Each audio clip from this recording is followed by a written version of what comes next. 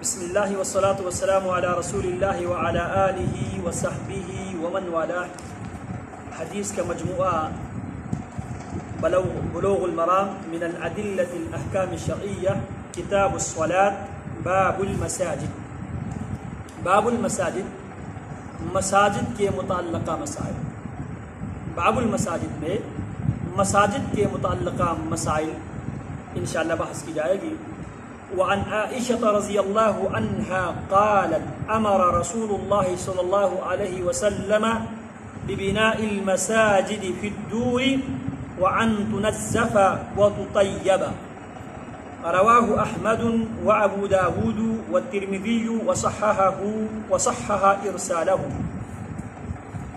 سیدہ عائشہ رضی اللہ تعالی عنہا فرماتی ہے امر رسول اللہ صلی اللہ علیہ وسلم، رسول اکرم صلی اللہ علیہ وسلم نے حکم دیا ببناء المساجد، مساجد بنانے کا اللہ کے نبی علیہ السلام نے حکم دیا.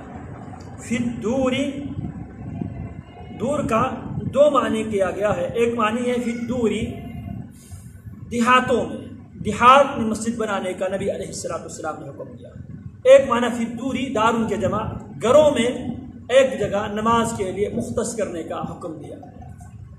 وعن تنزف، مسجد بنانے کے بعد مسجدوں کی جو نظافت ہے، مسجدوں کی جو صفائی ہے، اس کا بھی نبی علیہ السلام نے حکم دیا. وتطیب، اور مسجدوں میں خوشبو لگانے کا بھی نبی علیہ السلام نے حکم دیا.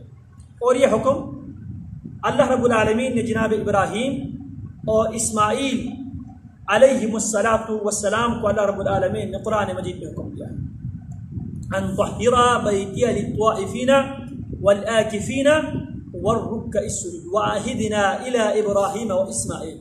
ہم نے عہد لیا ابراہیم سے، اسماعیل سے، ان طہر، کہ آپ دونوں پاک رکھیں گے، بیتیا، میرے گھر کو، للطائفین، طواف کے لیے آنے والوں کے لیے، للطائفین والآکفین، اعتکاف میں بیٹھنے والوں کے لیے، والرکع السجود، اور رکوع کرنے کے لیے جو لوگ آئیں گے مسجد حرام میں ان کے لیے، اور سجدہ کرنے کے لیے جو لوگ آتے ہیں ان کے لیے. بیت اللہ کو پاک اور صاف رکھنے کا ہم نے ابراہیم سے بھی عہد لیا اور اسماعیل سے بھی عہد لیا. یہاں پہ نبی علیہ السلام نے مسلمانوں کو حکم دیا ببناء المساجد، مساجدوں کو بنانے کا، فی الدور، محلوں میں، وعن تنزف، اور ان محلوں کی مسجدوں کو پاک صاف رکھنے کا حکم دیا. وتطیب، اور ان مسجدوں میں خوشبو لگا کر ایک بہترین ماحول پیدا کرنے کا حکم دیا.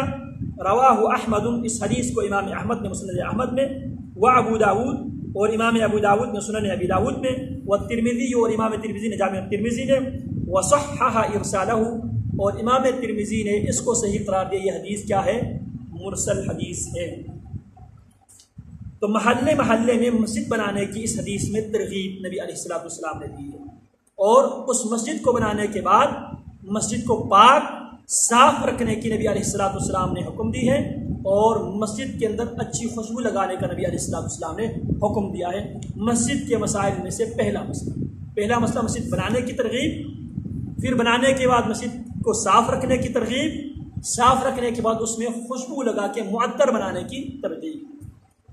وعن ابی ہریرہ قال قال رسول اللہ صلی اللہ علیہ وسلم قاتل اللہ الیہود اتخذوا قبور انبیائہم مساجد. سیدنا ابو ہریرہ رضی اللہ تعالی عنہ سے روایت ہے، فرماتے ہیں رسول اللہ صلی اللہ علیہ وسلم نے فرمایا اللہ یہودیوں کو، قاتل اللہ، اللہ ماریں، الیہود، یہودیوں کو، قاتل اللہ، اللہ ماریں، الیہود، اللہ کی نے بد دعا کی، اللہ مار دے یہودیوں کو. اتخذوا قبور انبیائہم مساجد، یہودیوں نے اپنے انبیاء کی قبروں کو مسجد بنائی. متفق علیہ، اس حدیث کو امام بخاری اور امام مسلم دونوں نے روایت کیا ہے. وزاد مسلم والنصارى، امام مسلم کی جو روایت میں قاتل اللہ الیہود والنصارى اتخذوا قبور انبیائہم مساجد، اور یہ نبی اکرم صلی اللہ علیہ وسلم کی زندگی کے آخری ایام میں بار بار نبی علیہ السلام نے لعن اللہ الیہود والنصارى، اتخذوا قبور انبیائہم وصالحیہم مساجدا او کما قال صلی اللہ علیہ وسلم۔ کیوں نبی علیہ السلام نے بار بار ان پر لعنت کر کے ان کے لیے بد دعائیہ جملہ زبان سے ادا کر کے آپ نے ان پر کیوں لعنت کی؟ اتخذوا قبور انبیائہم مساجدا، ان کا جرم یہ تھا کہ انہوں نے انبیاء کی قبروں کو مسجدیں سجدہ گاہ بنا دی۔ تو اللہ کے نبی علیہ السلام آخری ایام میں، آخری لمحات میں یہ بیان کر کے امت کو اس بات سے خبردار کر رہے تھے، میری امت میرے بعد لا تتخذوا قبری مسجدہ، میری قبر کو مسجد نہ بنا۔ اسی لیے نبی علیہ السلام یہ دعا بھی کیا کرتے تھے، اللہم لا تجعل قبری وثنا یعبد بعدی، یا اللہ میری قبر کو بت خانہ نہ بنانا، میرے بعد آپ کے مقابلے میں میری پرستش کی جائے۔ اسی لیے سیدنا ابوبکر رضی اللہ تعالیٰ عنہ نے یہی بات سمجھانے کی کوشش کی تھی، الا انہ من کان یعبد محمدا فان محمدا قد مات ومن کان یعبد اللہ فان اللہ حی لا یموت۔ پھر قاتل اللہ الیہود اتخذوا قبور انبیائہم مساجدا، اللہ مارے یہودیوں کو کیونکہ انہوں نے اپنے انبیاء کی قبروں کو مسجد بنا دی، مساجد بنا دی۔ قبروں پر مسجدیں اور قبے بنانا حرام ہے، اور یہ فعل یہودیوں کا ہے، یہ یہودیوں کا فعل ہے، یہ طرز عمل یہودیوں کا طرز عمل ہے۔ اور جو چیز یہودیوں کا طرز عمل ہو، جس کے بارے میں ہماری شریعت خاموش، جو یہودیوں کا مذہب کا حصہ ہو، اس معاملے میں اللہ نے کیا، نبی علیہ السلام نے کیا وصیت کی؟ خالف الیہود والنصارى، یہودیوں اور عیسائیوں کی مخالفت کرو۔ یہاں پہ انبیاء اور اولیاء کی قبروں کو مسجد بنانا، سجدگاہ بنانا، یہ کن کا طرز عمل ہے، کن کا فعل ہے؟ یہودیوں کا۔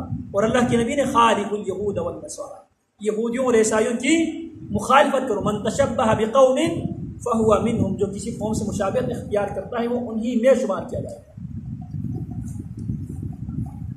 وَلَهُمَا مِنْ حَدِيثِ عَائِشَةَ رَضِيَ اللَّهُ تَعَالَى عَنْهَا كَانُوا إِذَا مَاتَ فِيهِمُ الرَّجُلُ الصَّالِحُ بَنَوْا عَلَى قَبْرِهِ مَسْجِدًا۔ وفي سیدہ عائشہ رضی اللہ عنہما اور بخاری مسلم دونوں میں من حدیث عائشہ رضی اللہ عنہا، سیدہ عائشہ رضی اللہ تعالی عنہ کے حدیث میں كانوا إذا مات فيهم الرجل الصالح، یہودی اور عیسائی اذا مات فيهم الرجل الصالح، صرف انبیاء تک بات محدود نہیں تھی۔ اذا مات فیہم الرجل الصالح، جب بھی ان میں کوئی نیک اللہ کا بندہ، برگزیدہ بندہ جب فوت ہوتا تھا، بنوا علی قبرہ مسجدا، وہ اس اللہ کی اس برگزیدہ بندے کی قبر پہ وہ مسجد تعمیر کرتے تھے۔ اور اس حدیث میں یہ الفاظ بھی اضافہ کیا گیا ہے، ایڈ کیا گیا ہے، اولئک شرار الخلق عند اللہ، اولئک شرار الخلق، انبیاء، صالحین، اولیاء اللہ کی قبروں پہ مسجد بنانے والے، اولئک شرار الخلق عند اللہ، محمد الرسول اللہ صلی اللہ علیہ وسلم کا الفاظ کیا ہے؟ اولئک شرار الخلق، یہ سب سے بدترین مخلوق ہے اللہ رب العالمین کے نزدیک، اللہ رب العالمین کے نزدیک بدترین مخلوق ہے۔